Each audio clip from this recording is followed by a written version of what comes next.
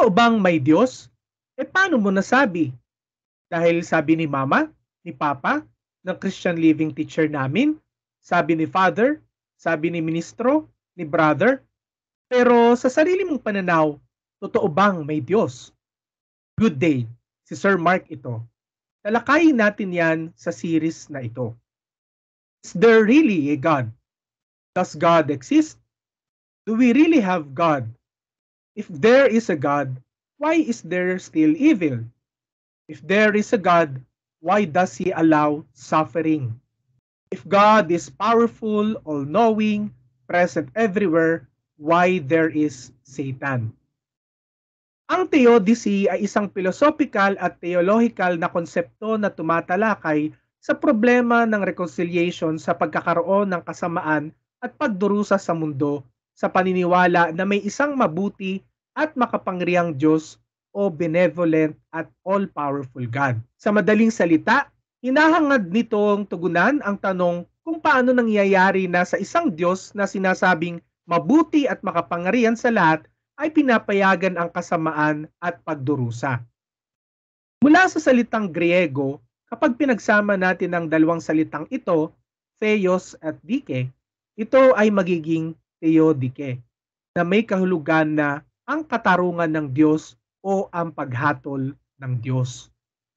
Ngunit, sino nga ba ang Diyos? Ayon sa philosophy, ang attributes ng Diyos ay omnipotent, omnipresent, omniscient, omnibenevolent, eternal, at creator. Ang Diyos ay omnipotent o makapangyarihan sa lahat. Ang Diyos ay makapangyarihan sa lahat, ibig sabihin, ang Diyos ay nagtataglay ng walang hanggan at walang limitasyong kapangyarihan. Kabilang dito ang kakayahang lumika at mapanatili ang sanlibutan at kontrolin ang lahat ng pag-iral nito. Ang Diyos ay omnipresent o siya ay nasa lahat ng dako sa lahat ng oras. Ang katangiang ito ay tumutukoy na ang Diyos ay hindi limitado ng time and space at naroroon sa bawat bahagi ng sanlibutan. Ang Diyos ay omniscient. Ang Diyos ay nakakaalam ng lahat. Ibig sabihin, ang Diyos ay may ganap at kumpletong kaalaman sa lahat ng bagay.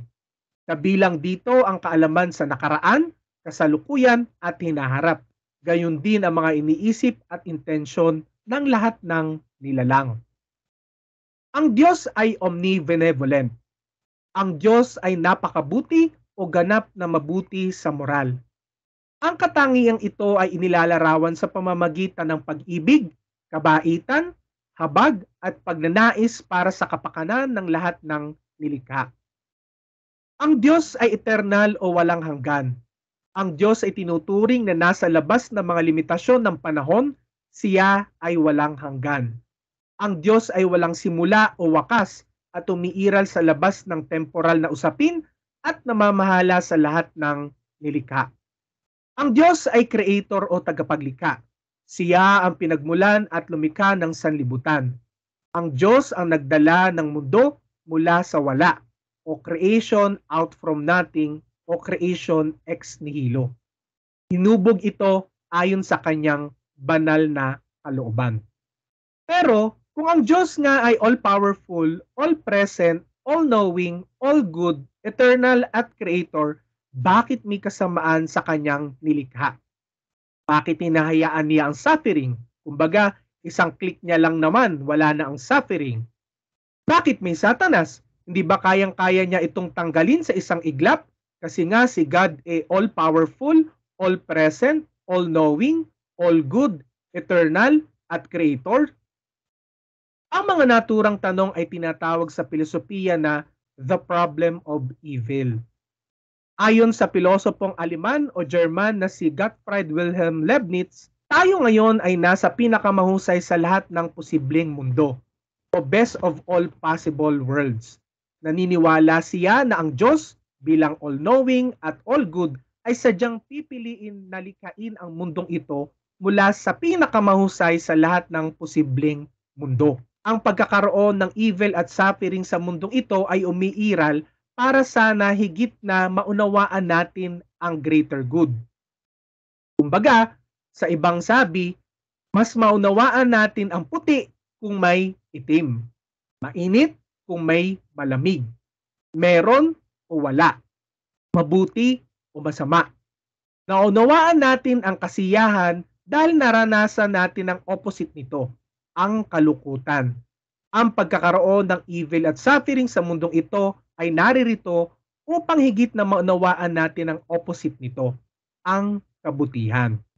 Iminungkahi naman ni San Irenaeus na pinahintulutan ng Diyos na umira lang evil at suffering sa mundo dahil nagsisilbi itong mga pagkakataon para sa moral at espiritual na paglago natin. Sa pamamagitan ng pagharap at pagsusumikap na madaig ang mga hamon sa buhay, mapapaunlad natin ang ating kaluluwa upang mas mapalapit tayo sa Diyos. Nangatwiran si San Agustin na ang evil at suffering ay bunga ng ating free will. Binigyan ng Diyos ang mga tao ng kakayahang pumili at ginamit ng ilang tao ang kalayahang ito para gumawa ng masasamang gawain. Sa makatwid, ang kasamaan ay hindi direktang dulot ng Diyos. Ito ay bunga ng mga pagpili ng tao. Ang pagsagot sa mga katanungan na ito ay paghamon sa ating kaisipan. Ating talakayin ng mas malalim ang mga bagay na ito. Upang magbigay tayo ng rebat sa problem ng evil, narito ang ilang mga premises. 1. To know goodness and evil. Ito ay nangangahulugan ng pagkakaroon ng kamalayan o pag-unawa sa moral na pagkakaiba sa pagitan ng tama at mali, mabuti at masama. Sabi nga natin kanina, mas naunawaan natin ang puti kung may itim, mainit kung may malamig, meron o wala, mabuti o masama. Naunawaan natin ang kasiyahan dahil naranasan natin ang opposite nito, ang kalukutan. Ang pagkakaroon ng evil at suffering sa mundong ito ay naririto upang higit na maunawaan natin ang opposite nito, ang kabutihan. Number 2.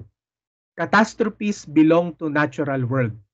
Sa paglikha ng Diyos sa sanlibutan, naglikha din siya ng natural law. Ang mga sakuna, gaya ng lindol, bagyo, sunog at iba pang natural na sakuna ay mga pangyayaring ganap bilang resulta ng mga natural processes at phenomena. Ang mga ito ay hindi karaniwang sanhi ng mga pagkilos ng tao at kadalasang itinuturing na bahagi ng natural na kaayusan ng mundo o natural law. Dahil may natural law, anumang gawin natin sa kalikasan, ito ay babalik at babalik sa atin. Hindi Diyos ang naniningil sa atin sa panahon ng kalamidad. Ang natural law ang gumagawa nito. Number 3. Evil is the corruption of what He created because His creations are imperfect. Ang Diyos lamang ang perpekto. Hindi siya maaaring lumikha ng isa pang bagay na perpekto dahil ito ay contradictory sa Kanya. Siya lamang dapat ang perpekto. Kung lilikha ang Diyos ng kagaya niya na perpekto, halimbawa kapwa 100%, then sino ang the best sa kanila? Sino ang pinaka-Diyos sa kanilang dalawa? So, ang nilikha niya ay 99.99% pababa. Yung 0.1 doon, ito yung corruption ng perfection. Ito yung tapyas o kakulangan. Number 4, part of the design. Bahagi ng disenyo ng Diyos ang lahat ng bagay sa mundo. Maging ang mga hindi kumikilala sa Kanya ay bahagi ng disenyo ng Diyos. Bakit? Dahil kahit maraming tao ang hindi naniniwala sa pag-iral ng Diyos, hindi nababawasan ng pagka-Diyos ng Diyos. Hindi siya affected dito. Dahil nga sa mga hindi kumikilala sa Kanya, nahahamon ng ating pananampalataya at pangangatwiran. Ang iba, sumusubok na ilahad at patunayan ng Kanyang pag-iral. Ang iba naman, nakikipagtalo at sumasali sa mga diskusyon. Ibig sabihin, walang hanggan na siya ay pinag-uusapan. Ayon naman sa maimpluwensyang pilosopo na si Immanuel Kant, hindi niya sinubok idepensa, tanungin o hamunin ang pag-iral ng Diyos. Sa halip, tinanong niya ang kakayahan natin bilang tao upang alamin ang pag-iral ng Diyos. Kinikilala niya ang limitasyon ng ating kaalaman bilang tao. Para sa kanya, hindi kayang arukin o marating ng ating kaalaman o knowledge ang pag-iral ng Diyos. Ang Diyos ay lampas pa sa ating mga pandama at pangunawa. Sino tayo bilang tao na siya sa atin, tanungin, pagdudahan o hamunin ang pag-iral ng Diyos? Para sa akin, the more na marami nagtatanong sa Kanya, the more na siya ay pinag-uusapan. Ibig sabihin nito, ito ay patotoo na siya ay umiiral dahil siya ay pinagtatalunan at laging pinag-uusapan. Magtanong tayo kung totoo ba siya o hindi, kung may Diyos ba o wala. Ang mga tanong na ito ay hindi kabawasan ng pagka-Diyos ng Diyos. Maging ang ating pagtatanong o kakayahang magtanong ay bahagi rin ng kanyang disenyo. Ganoon siya kalakas, katalino, present sa lahat ng lugar, mabuti, tagapaglikha, at walang katapusan.